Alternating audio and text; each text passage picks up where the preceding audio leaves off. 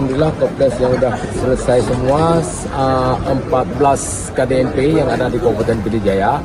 Insya Allah kalau yang di lokasi-lokasi yang lain sedang dalam pelaksanaan dan sedang dalam pengerjaan yang untuk kita selesaikan dalam waktu dekat. Melaksanakan kegiatan operasional dalam KDNP ini biar KDNP ini bisa berjalan dengan maksimal sesuai dengan harapan daripada pendiri yaitu Bapak Presiden kita Bapak Prabowo Subianto.